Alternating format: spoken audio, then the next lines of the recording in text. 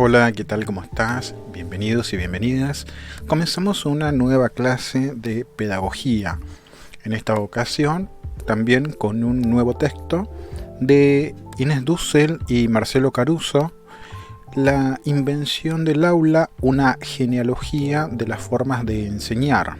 Este texto viene acompañado con una guía de lectura que les permitirá tener una visión global acerca de qué habla este texto.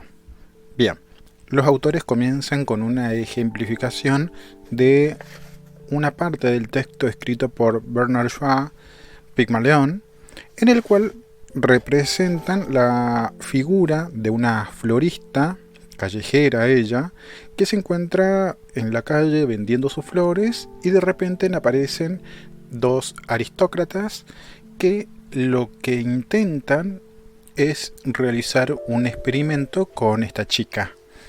Y el fin que ellos tienen es el de reeducarla para que hable y se comporte como una dama de la alta sociedad inglesa. Ahora, la idea es que la educación lo que va a hacer es lograr transformarla por completo y poder transformar también a las personas.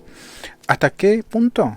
Hasta poder borrar de ella los rasgos de su origen social o cultural, que son las características de lo que nosotros hablábamos en la clase pasada cuando decíamos que la función de la educación justamente era sacar del hombre de su estado natural, de su estado de animalidad, a partir de la cultura poder educarlo.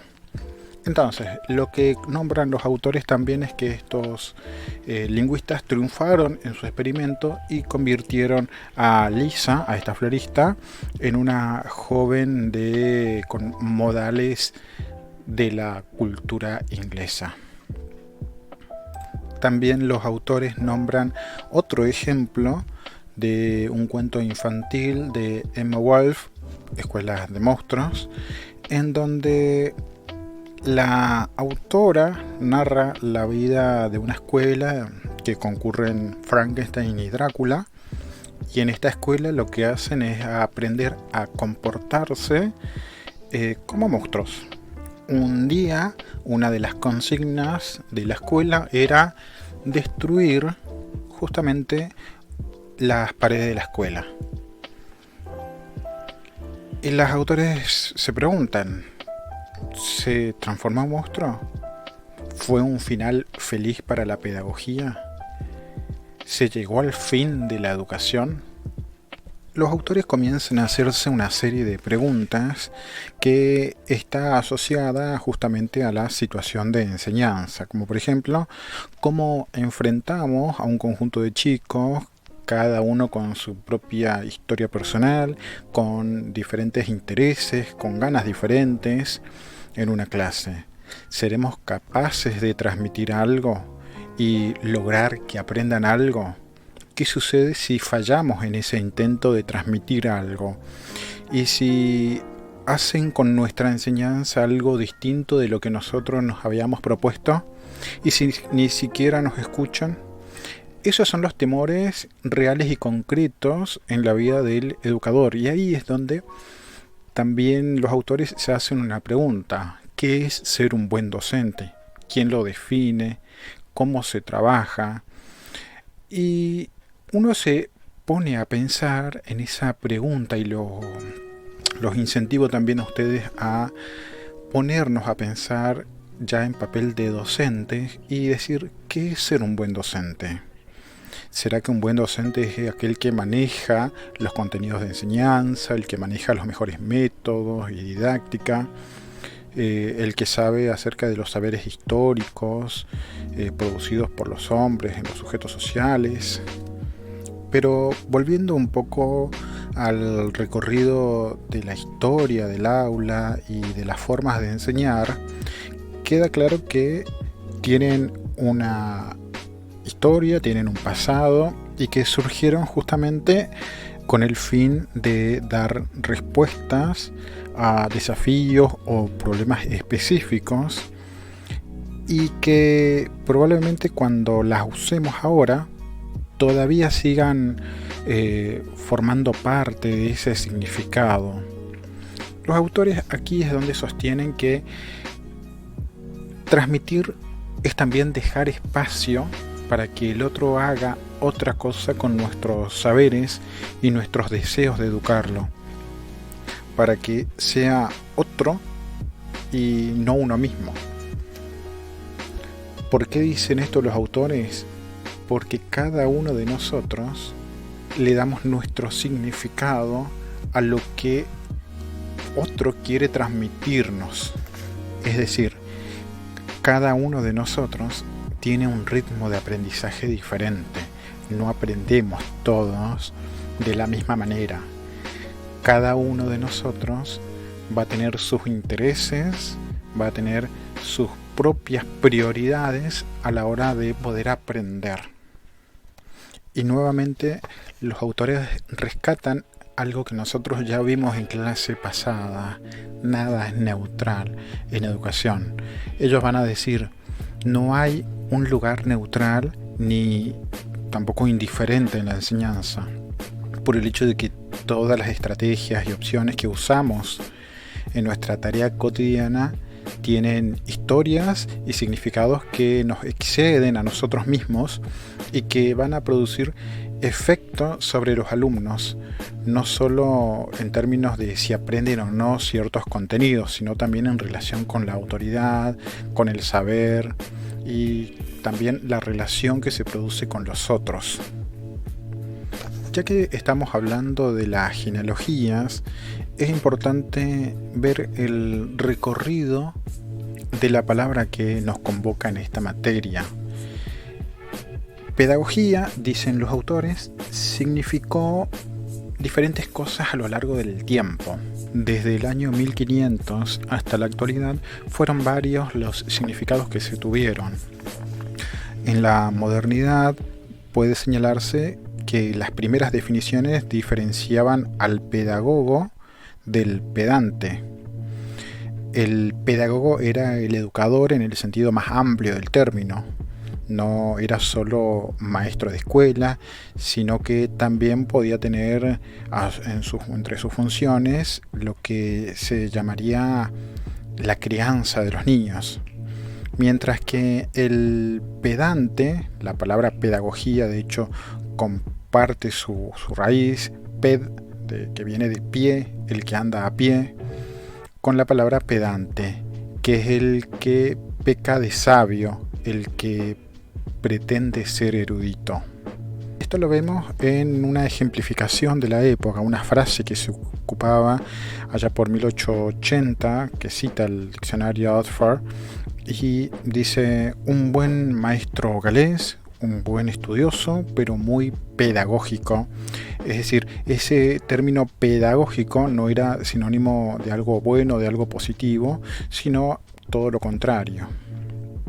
Ahora, recién en el diccionario de autoridades de 1737 va a establecer que pedagogo es cualquiera que anda siempre con otro y le lleva a donde quiere y le dice lo que ha de hacer. Aquí aparece el significado de pie como el que conduce o guía como acción propia, y recién allá por 1788 ya aparece con más fuerza el significado de lo que conocemos hoy por hoy, como que la pedagogía se acerca a lo que llamamos maestro. En el siglo XIX aparece la definición de pedagogía como el arte y ciencia de enseñar, educar a los niños, apareciendo aquí ya la figura del niño, que vamos a retomarlo enseguida. Pero en las definiciones más contemporáneas o más modernas sostienen que la pedagogía es la ciencia y también es un arte, y se vincula con la enseñanza y con el educar. La pedagogía entonces se ocupa de los niños. También podría agregarse acá, dicen los autores, versiones contemporáneas sostienen que la pedagogía no se ocupa solo de los niños, sino que también hay una pedagogía de los adolescentes y una pedagogía de los adultos. Hoy veíamos que en una de las definiciones aparece el niño. Bueno, vamos a ver por qué aparece la figura del niño. Ustedes en Sujeto, con el profesor Sandoval, empezaron a ver a Mariano Narodowski. Bueno, él lo que va a decir es que la pedagogía moderna nace justamente con el concepto de que el niño debe ser educado. Y esto no sucedía antes. Durante la Edad Antigua, los niños aprendían esporádicamente por las relaciones que se daban o los vínculos con los adultos. Ahora no. Ahora, a partir de la Edad Moderna, el niño es el sujeto de la educación. Los autores nombran a un historiador, a Philip Aries, que lo que va a aparecer allá por la Edad Media, antes de que surja la Edad Moderna, tiene que ver con una palabra, la de sensibilidad hacia los niños. Hay una nueva forma de hacerse cargo de él. El niño a partir de ahora será infantilizado. Se empezará a decir que hay que cuidarlo, hay que encerrarlo y que es necesario que hayan reglas más rígidas. Recordemos que durante mucho tiempo no existió la figura de del infante. El niño era visto como un adulto en miniatura. Si ustedes buscan imágenes acerca de cómo era la vestimenta de los niños en la antigüedad, verán que las características que se tenía eran que eran adultos, la vestimenta era la de los adultos, solo que en miniatura. En un segundo momento, los autores también hacen una diferencia y van a decir que la pedagogía se encarga del enseñar y del educar. Y ahí es importante realizar una distinción entre estos dos. Por una parte, la palabra enseñar es la transmisión de diversas situaciones o de contenidos, pero de manera formal. ¿Y esto dónde se da? En las instituciones educativas, en la escuela. Mientras que enseñar es o se utiliza en el sentido más amplio del enseñar y que se da desde el primer día de su vida, en donde se intentan imponer diferentes ritmos, por ejemplo, la hora de comer, de dormir. Por eso es que cuando hablamos de la palabra educar, estamos hablando de formaciones personales, de formaciones valóricas, de formaciones conductuales, que se da básicamente en la familia y no en la escuela. Una tercera característica que nombran los autores tiene que ver con que la pedagogía es tanto una ciencia como un arte. Y van a decir que la pedagogía es una ciencia porque puede y porque usa técnicas de conocimiento que pueden ser probadas, que tienen reglas y a su vez tienen métodos de validación y de estándares que son compartidas con la mayoría de las ciencias. Pero también es un arte por el hecho de que se tiene en cuenta el tiempo, el espacio y sobre todo se tiene en cuenta la creatividad con el que se dispone para que se produzca esta enseñanza o para que se produzca la enseñanza en todo caso. Los autores hacen una aclaración y dicen que la pedagogía comenzó a extenderse en el tiempo. ¿Por qué? Por el hecho de que la educación se ocupa de todas las edades. Durante la modernidad se comenzó con la niñez, con el niño, y cuando a medida que fueron pasando los años, se fueron incorporando también el adulto y se fue extendiendo hacia la tercera edad, que es lo que hoy en educación se llama educación para toda la vida. Es decir, no hay un fragmento etario en el cual se aprende, sino que paradigmas actuales dicen que la educación, el hombre y la mujer, el ser humano, aprende a lo largo de la vida. No hay una edad para aprender, sino que se aprende hasta el momento en el que uno muere.